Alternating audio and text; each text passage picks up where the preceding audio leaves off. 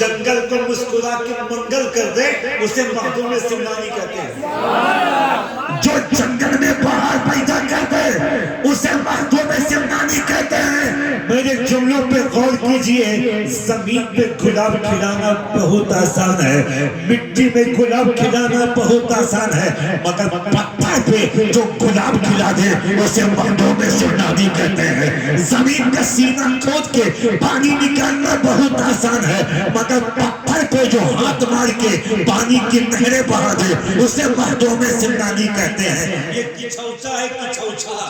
محبت سے بولو یا حسین, جھوم کے یا حسین. کتنا مزہ آ رہا ہے نا کہ نواسے کا ذکر ہو رہا ہے, دادا کا نعرہ لگ رہا ہے. نواسے کا ذکر ہو رہا ہے, دادا کا نعرہ لگ رہا ہے. کون مخدوم اشرف؟ جس کا نانا مصطفیٰ وہ مخدوم اشرف, جس کا دادا علی وہ مخدوم اشرف, جس کا بابا حسن و حسین وہ مخدوم اشرف. ہمیں یار وہ مخدوم اشرف جس کا کلیجہ دیکھ, جس کی طاقت دیکھ, جس کی شکتی دیکھ, جس کی بلندی دیکھ. ہمیں یار آج کے زمانے میں کوئی 10 روپیہ 5 روپیہ 20 روپیہ 50 روپیہ 100 روپیہ چھوڑنے کو تیار نہیں. زمین کا تھوڑا سا ٹکڑا کوئی چھوڑنے کو تیار نہیں. مخدوم تیری ہمت کو سلام, مخدوم تیری استقامت کو سلام, مخدوم تیری محبت کو سلام. تو نے ہم غلاموں کے لیے سمنان کی بادشاہت چھوڑ دی, تو نے ہم غلاموں کے لیے سمنان کا تخت چھوڑ دیا. میں کہتا ہوں اگر میرا شراب میرا سمنانی بادشاہ اگر صرف سمنان کا بادشاہ ہوتا تو 50 سال تک 60 سال تک 70 سال تک ان کی حکومت چلتی. مگر میرے اشرف نے گدی کو لات مار کے جب رسول کی امت کے لیے اپنے آپ کو ہندوستان کے حوالے کر دیا ہے تو مصطفیٰ نے ایسی حکومت دی ہے, مصطفیٰ نے ایسی تاجداری دی ہے کہ چشتی سینہ ٹھوک کے کہتا ہے جب تک سورج چاند رہے گا میرے اشرف تیرا نام. ہمیں کبھی جاؤ نا کچھوچا شریف میں, دائیں نور ہے, بائیں نور ہے, آگے نور ہے, پیچھے نور ہے, نیچے نور ہے, اوپر نور ہے. اب مزار تو نور ہی نور ہے. ایسا لگتا ہے کہ مزار تو مخدوم اشرف کا ہے مگر پورا فیضان مدینے کا ہے, پورا نور مدینے کا ہے, پورا فیضان مدینے کا ہے. کیا مخدومی شان ہے, کیا مخدوم کا کرم ہے, کیا مخدوم کی عطا ہے. دونوں ہاتھوں کو اٹھا کے بولو یا اشرف, اپنے زور سے بولو کہ مخدوم اشرف مسکرا کے ہم کو دیکھ لے. یا اشرف, یا اشرف, یا اشرف. کچھوچا محبت کی جلوہ گاہ ہے. ہمیں مخدوم کا آستانہ کیسا ہے, مخدوم کا گنبد کیسا ہے, مخدوم کا مینار کیسا ہے, مخدوم کا روضہ کیسا ہے, مخدوم کا دربار کیسا ہے, مخدومی دالان کیسا ہے, اولیاء مسجد کیسی ہے, مخدوم کا صحن کیسا ہے, وہ بعد میں دیکھنا. ذرا مخدوم کی نیر کو تو دیکھ, مخدوم کی نیر کو تو دیکھ. یہ مخدوم کا نیر ہے جو محبت سے پیے تو شفا یاب ہو جائے. آصف زدہ آئے شفا یاب ہو جائے, سحر زدہ آئے فیض یاب ہو جائے, کسی بیماری کو لے کے کوئی آئے مخدوم کے آستانے پہ شفا یاب ہو جائے. اب مجھے بتاؤ جب مخدوم کا نیر ایسا ہے تو مصطفیٰ کا جامع کوثر کیسا ہوگا. جو پانی رسول کی انگشت مبارکہ سے نکلے ہیں اس پانی کا نام کیا ہوگا. اور ذرا مخدوم کی زندگی دیکھیں کہ مخدوم کیا ہے. توجہ چاہوں گا, اگر آپ جاگ رہے ہیں اور سننے کے موڈ میں ہیں تو محبت سے کہتے یا حسین, جھوم کے یہاں سے آواز ہے, یہاں سے یا حسن, یا حسین.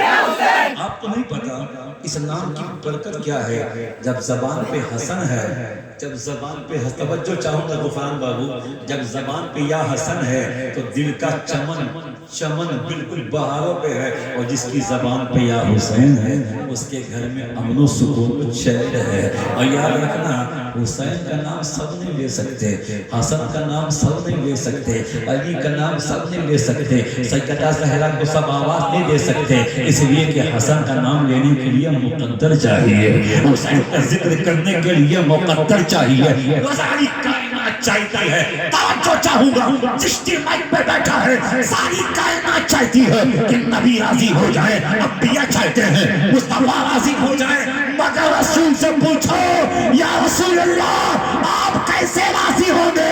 اور نبی مسکرا کے کہیں کہ حسین تو راضی کر لے, حسن تو راضی کر لے, جس سے حسین راضی ہے اس سے مصطفیٰ جانے رہے. ہمیں کیا مخدوم کی شان ہے.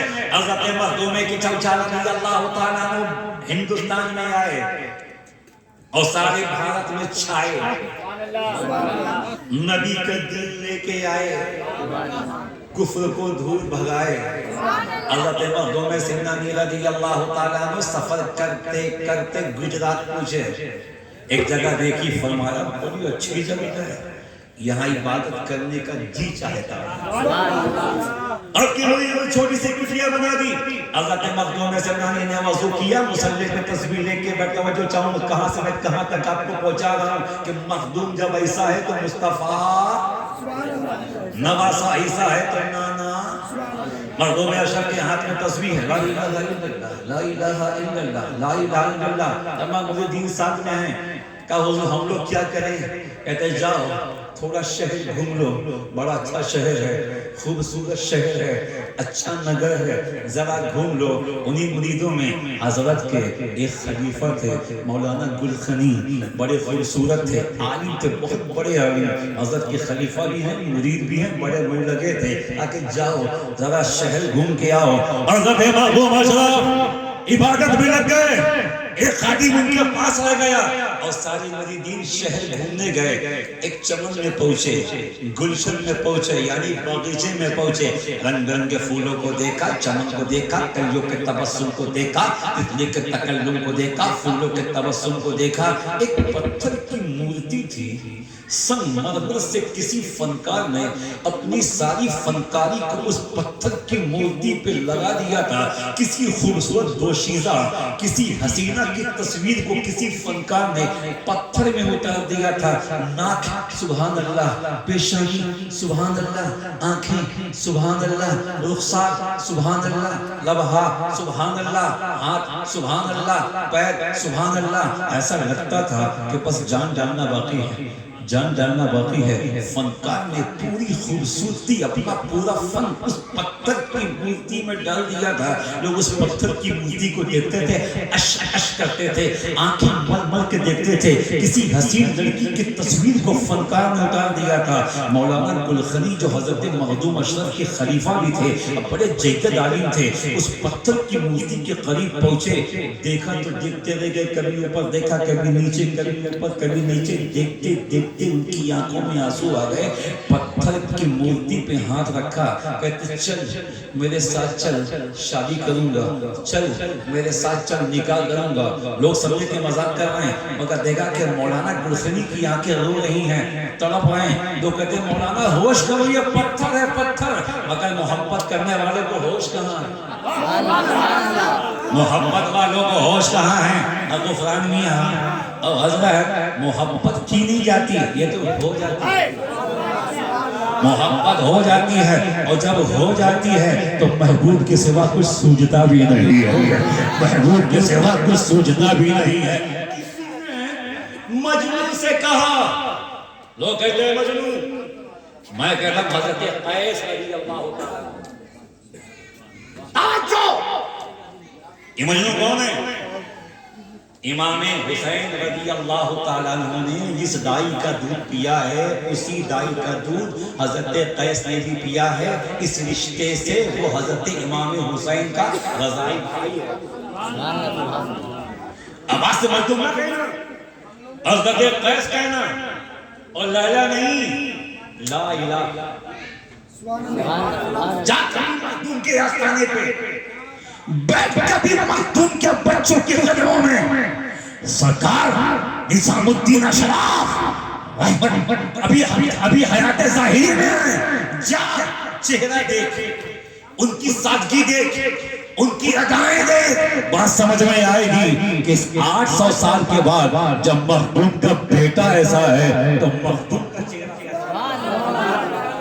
لیلا نہیں, لا الہ.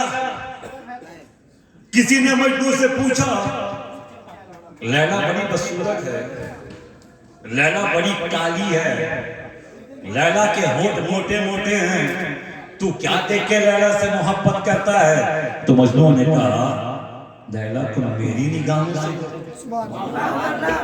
میری آنکھوں سے دیکھو، تب سمجھ میں آئے گا لیلا کیا ہے۔ اب ساتھ آگے بڑھو، محبت کی نہیں جاتی، محبت ہو جاتی ہے، کبھی کبھی تو ایسا ہوتا ہے کہ بغیر دیکھے بھی محبت ہو جاتی ہے۔ ابھی میں آپ سے پوچھتا ہوں، آپ نے رسول کو دیکھا ہے؟ آپ نے صحابی کو دیکھا؟ مولا علی کو دیکھا نہ، عمر کو نہ، عثمان کو نہ، ابو بکر کو نہ، بلال کو نہ، اویس کو نہیں، ارے ہم نے غوث اعظم کو نہیں دیکھا، غریب نواز کو نہیں دیکھا، مخدوم اشرف کو نہیں دیکھا، نظام الدین کو نہیں دیکھا، علاء الدین کو نہیں دیکھا، مخدوم سمنانی کو نہیں دیکھا، ہم نے اعلیٰ حضرت کو نہیں دیکھا، مگر محبت اتنی اعلیٰ حضرت سے ہے کہ ان کے لیے اپنا کلیجہ نکال کے باہر رکھتے ہیں۔ محبت دیکھ کے ہو جائے یہ بھی ضروری نہیں۔ ارے میرے اچھے کلکتے والوں، ابو جہل نے مصطفیٰ کو بار بار دیکھا، ابو لہب نے مصطفیٰ کو بار بار دیکھا، چاند کے ٹکڑے ہوتے ہوئے دیکھا، محبت نہ کر سکا، کنکری کو کلمہ پڑھتے ہوئے دیکھا، محبت نہ کر سکا، آفتاب کو پلٹتے ہوئے دیکھا، محبت نہ کر سکا، جابر کے بچوں کو زندگی دیتے ہوئے دیکھا، محبت نہ کر سکا، پتھروں کو سلام کرتے ہوئے دیکھا، محبت نہ کر سکا، پیڑ کو اپنی جگہ سے اکھڑ کے چلتے ہوئے دیکھا، محبت نہ کر سکا، ابو لہب رسول کو اور رسول کے معجزے کو دیکھ کے بھی محبت نہ کر سکا، مگر اویس قرنی بغیر دیکھے محبت کرنے لگے، اویس قرنی بغیر دیکھے محبت کرنے لگے۔ تو محبت کے لیے دیکھنا بھی ضروری نہیں، یہ ہو جاتی ہے۔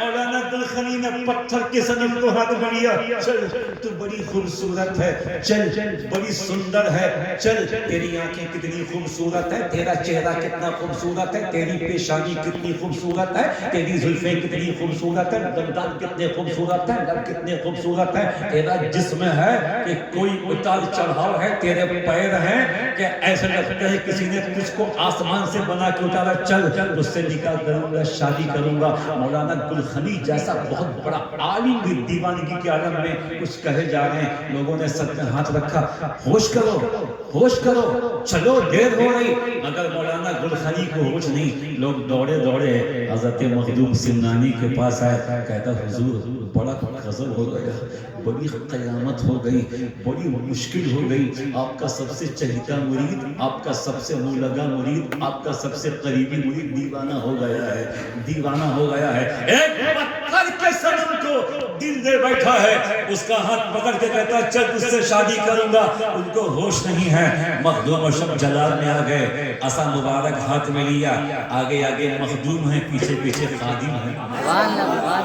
ہمیں کیا منظر رہا ہوگا مولانا افضل صاحب قبلہ، کیا منظر رہا ہوگا جب مخدوم اشرف اپنا عصا مبارک لے کے آگے آگے ہوں گے اور پیچھے غلام ہوں گے، تو ویسا لگ رہا ہوگا کہ آگے آگے چاند جا رہا ہے، پیچھے پیچھے ستارے جا رہے ہیں، روشنی بکھیرتے ہوئے جا رہے ہیں۔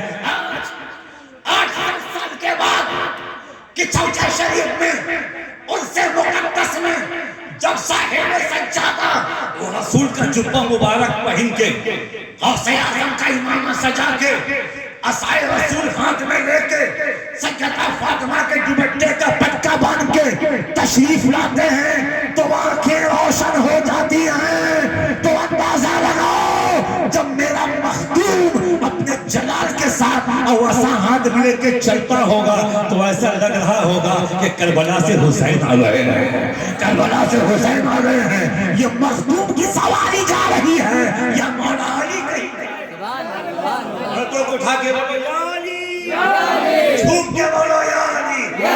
حضرت مخدوم اشرف رضی اللہ تعالیٰ عنہ اس باغیچے میں پہنچے جہاں مولانا گلخنی پتھر کے صنم کا ہاتھوں میں تانبے زار و قطار ہو رہے۔ حضرت مخدوم اشرف نے اپنا ہاتھ مولانا گلخنی کے کندھے پر رکھا، فرماتے بیٹا چلو چلو واپس چلو، نماز کا وقت ہو گیا۔